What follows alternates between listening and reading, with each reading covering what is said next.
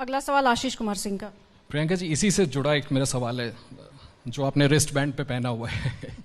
लड़की हूँ लड़ सकती हूँ जो आपने नारा दिया है प्रियंका जी, ये कॉन्सेप्ट आया कहाँ से? ये आपने कल्पना कहाँ से की कि इसको हम अपना कैच लाइन बना सकते हैं, इसको लेकर के हम चुनाव में उतर सकते हैं? इसी से जुड़ा मैं एक और सवाल आपसे ज़रूर पूछना चाहता हूँ।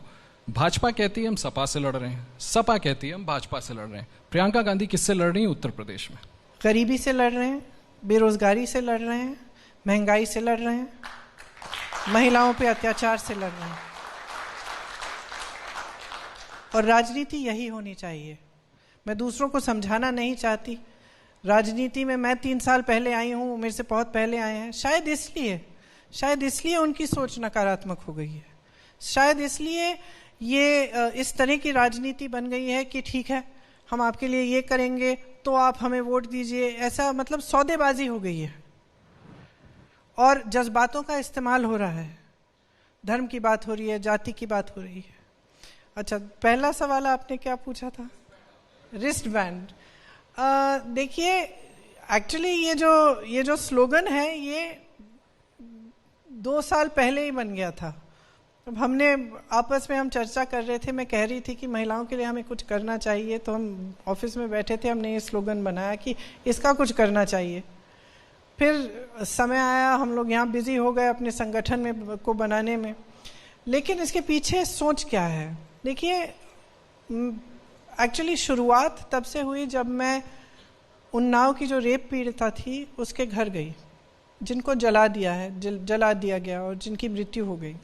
जब मैं उनके घर गई, उनके परिवार से मैंने बात की, तो उससे मेरा एकदम नज़रिया ही बदल गया। मैंने ये देखा कि ये एक परिवार जिसके ऊपर मेरे ख्याल से ऐसा कोई अत्याचार नहीं था जो नहीं किया गया।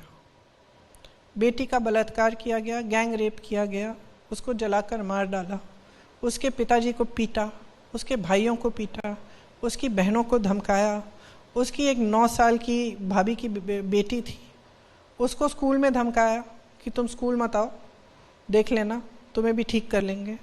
उसके पिताजी के खेत को जला डाला। जब मैं वहाँ गई, 2 चीज़ें मैंने नोटिस की। सबसे पहले कि उस परिवार की जो महिला थी, जो उस लड़की की भाभी थी, वो लड़ रही थी अभी भी। उस लड़की का मृत्यु हो गया था, गुस्से में थी, वही कह रही थी कि मुझे न्याय चाहिए। और दूसरी बात ये कि उसके पिताजी ने कुछ नहीं कहा, फिर 15-20 मिनट बाद फूट फूट के रोने लग गए। तो हमने उनको कंसोल करने की कोशिश की और उन्होंने सिर्फ एक बात कही। उन्होंने कहा कि मेरी बेटी अकेली लड़ रही थी। जब हम उससे पूछते कि हम आपके साथ आएं, उसका FIR उन्नाव में दर्ज नहीं किया गया, उसका केस फिर रायबरेली में था।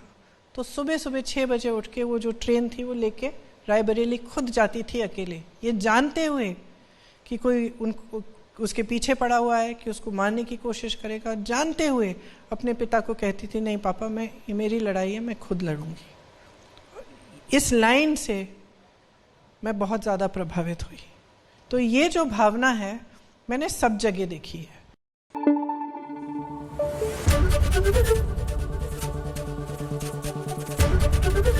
ABP न्यूज़ आपको रखे आगे।